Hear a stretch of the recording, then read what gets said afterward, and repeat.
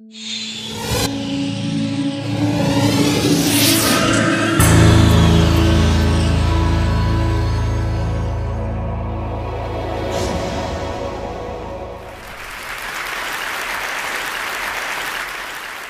grew up interacting with the physical objects around us, and there are enormous number of them that we every day use.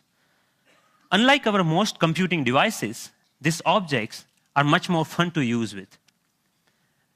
When you talk about objects, one another thing automatically comes attached to that thing, and that is gestures, how we manipulate these objects, how we use this object in everyday life. We use gestures not only to interact with these objects, but we also use to interact with each other. Like gesture of namaste, maybe to respect someone, or maybe in India, I don't need to teach a kid that this means 4 run in cricket. It comes as a part of our everyday learning. So I'm very interested from beginning that how can our knowledge about everyday objects and the gestures and how we use this object can be leveraged to our interaction with the digital world. Rather than using a keyboard and mouse, why can I not use my computer in the same way that I interact in the physical world? So I started this exploration around 8 years back, and it literally started with a mouse on my desk. Rather than using that for computer, I actually opened it. And most of you might be aware that in those days, the mouse used to come with a ball inside, and there are 2 rollers that actually guides the computer that where the ball is moving and accordingly where the mouse is moving. So I was interested in these 2 rollers. And I actually wanted more, so I borrowed another mouse from a friend, never returned him, and I have now 4 rollers. What interestingly I did with these rollers is basically I took them off from these mouses and then put in a one line. It had some strings and pulleys and some spring. And what I got is basically a gesture interface device that actually acts as a motion sensing device made out of $2. So here, whatever movement I do in my physical world is actually replicated inside the digital world just using this small device that I made around 8 years back in 2000. Because I was interested in integrating these 2 worlds, I thought of sticky notes. I thought, why can I not connect the normal interface of physical sticky note to our digital world? A message written on a sticky note with my mom on a paper can come to an SMS, or maybe a meeting reminder automatically syncs with my digital calendar. And a to-do list automatically syncs with you. But you can also search in the digital world, or maybe you can write a query saying, what is Dr. Smith's address? And this small system actually prints out. So it actually acts as a paper input-output system, just made out of paper. In one another exploration, I thought of making a pen that can draw in 3 dimensions. So I implemented this pen that can help designers and architects not only think in 3 dimensions, but they can actually draw so that it's more intuitive to use that way. Then I thought, why not making a Google map, but physical world? Rather than typing a keyword to find something, I put my objects on top of that. If I put a boarding pass, it will show me where is your flight gate. A coffee cup will show you where you can find more coffee, or where you can trace that cup. So this was some of the earlier explorations I did, because the goal was to connect these 2 worlds seamlessly. Among all these experiments, there was one thing very common. I was trying to bring a part of the physical world to the digital world. I was taking some part of the objects or anything intuitiveness of the real life and bringing them to digital world. Because the goal was to make our computing interfaces more intuitive. But then I realized that we humans actually are not interested in computing. What we are interested is in information. We want to know about things. We want to know about dynamic things going around. So I thought about last year, in the beginning of the last year, I started thinking that why can I not take this approach in reverse way? Maybe how about I take my digital world and paint the physical world with that digital information? Because pixels are actually right now confined in these rectangular devices that fits in our pocket.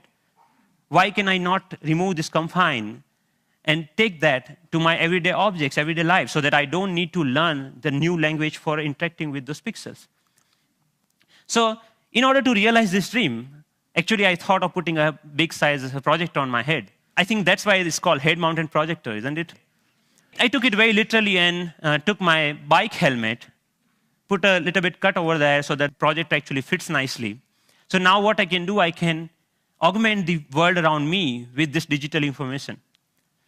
But later, I realized that I actually wanted to interact with those digital pixels also. So I put a small camera over there that acts as a digital eye. Later, we moved to a much better or consumer-oriented pendant version of that many of you are now knowing as SixthSense device. But the most interesting thing about this particular technology is that you can carry your digital world with you wherever you go with you. You can start using any surface, any wall around you as an interface. The camera is actually tracking all your gestures. Whatever you are doing with your hands, it's understanding that gesture. And actually, if you see, there are some color markers that in the beginning version we were using over there. You can start painting on any wall, that you stop by a wall and start painting on that wall. But we are not only tracking here one finger. We are giving you the freedom of using all the both of hands. So you actually can use both of your hands to zoom into or zoom out a map just by pinching operation over here. The camera is actually doing just getting all the images, it's doing the age recognition and also the color recognitions, and like so many small algorithms are going inside. So technically it's a little bit so complex, but it gives you an output which is more intuitive to use in some sense. But I'm more excited that you can actually take it outside. Rather than getting your camera out of your pocket, you can just do the gesture of taking a photo, and it takes photo for you, right? Thank you. And later, I can find a wall, anywhere a wall, and start browsing these photos. Or maybe, OK, I want to modify this photo a little bit and send it as an email to a friend. So we are looking for an era where computing will actually merge with the physical world. And of course, if you don't have any surface, you can start using your palm for simple operation. I'm here, I'm dialing a phone number just using my hand. Yep. The camera is actually not only understanding your hand movements, but interestingly, is also able to understand what objects you are holding in your hand. What we are doing here is actually, for example, in this case, the book cover is matched with so many thousands of, or maybe millions of books online, and checking out which book it is. Once it has that information, it finds out more reviews about that, or maybe New York Times had a sound overview on that, so you can actually hear on a physical book as a review of a sound. Gave a famous talk at Harvard University. This was Obama's last visit last week to MIT. And in particular, I want to thank two outstanding MIT So professors. I was seeing the live of his talk outside in just a newspaper. Your newspaper will show you live of your weather information rather than having updated like you have to check your computer in order to do that, right?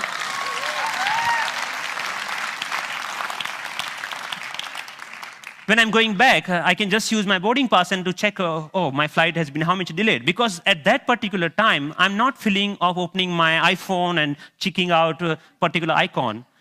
And I think this technology will not only change the way, yes, it will change the way we interact with people also, not only the physical world.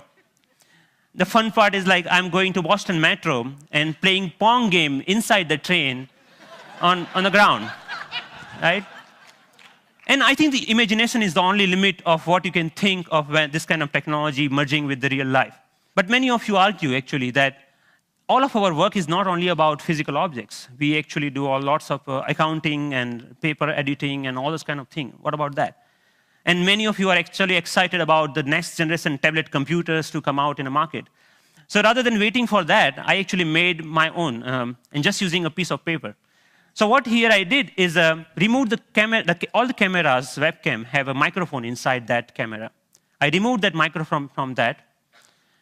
And that, just pinch that, like just make a clip out of that microphone and clip that to a piece of paper, any paper that you found around. So now the sound of the touch is exactly getting me when exactly I'm touching the paper. But the camera is actually tracking where my fingers are moving. You can, of course, watch movies. Good afternoon. My name is Russell, and I am a wilderness explorer in Tribe 54. And you can, of course, play games. Here, the camera is actually understanding how you're holding the paper and playing the car racing game.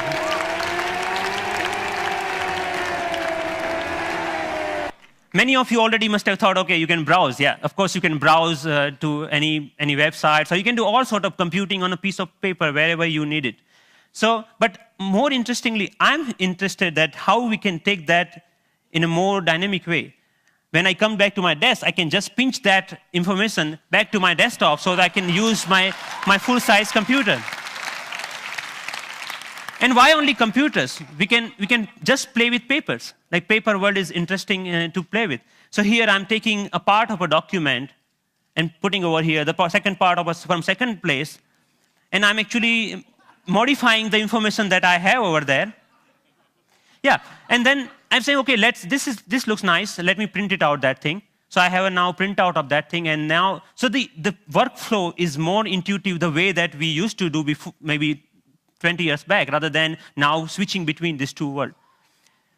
So as a last thought, I think that integrating information to our everyday objects will not only help us to get rid of the digital divide, the gap between these two worlds, but will also help us in some way to stay human, to be more connected to our physical world.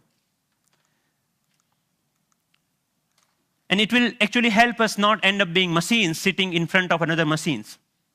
So that's all. Thank you.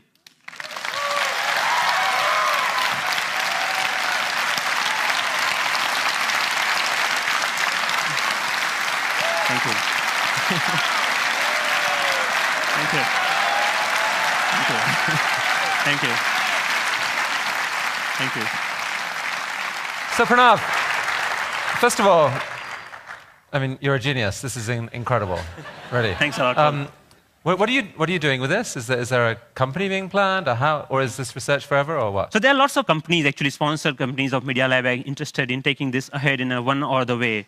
The companies like mobile phone operators want to take this in a different way than the NGOs in India are thinking that why can we only have sixth sense? We should have a fifth sense for missing sense people who cannot speak. Maybe this technology can be used for them to speak out in a different way, maybe speaker system. I mean, what are your own plans? Are you staying at MIT, or are you going to do something with it? I'm trying to make this more available to people so that anyone can develop their own sixth sense device, because the hardware is actually not that hard to manufacture or something, hard to make your own. And I will provide all the open source software for them, maybe starting next month. Yeah. So that, open source? Wow. Yes. Wow.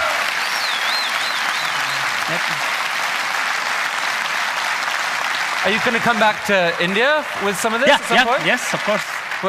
I mean, what are your plans? MIT, India, how are you going to split your time going forward? There is a lots of energy here, lots of learning. Like all of this work that you have ever seen is all about my learning in India. And now, even if you see, it's more about the cost effectiveness. This system costs you $300 compared to the like $20,000 of Surface tables or anything like that. Or maybe even the $2 mouse gesture system at that time was costing around like $5,000. So we actually, I showed that to, in one of the conference to President Abdul Kalam at that time. And then he said, okay, we should use this in Bhabha Atomic Research Center for some use of that. So I'm more excited about how I can bring the technology to masses rather than just staying that technology into lab or environment, something like that. Based on the people we've seen at TED, I would say you're truly one of the 2 or 3 best inventors in the world right now. And it's been an honor to have you here at TED. Thank you. Thank you so much. Nice meeting you. It was fantastic.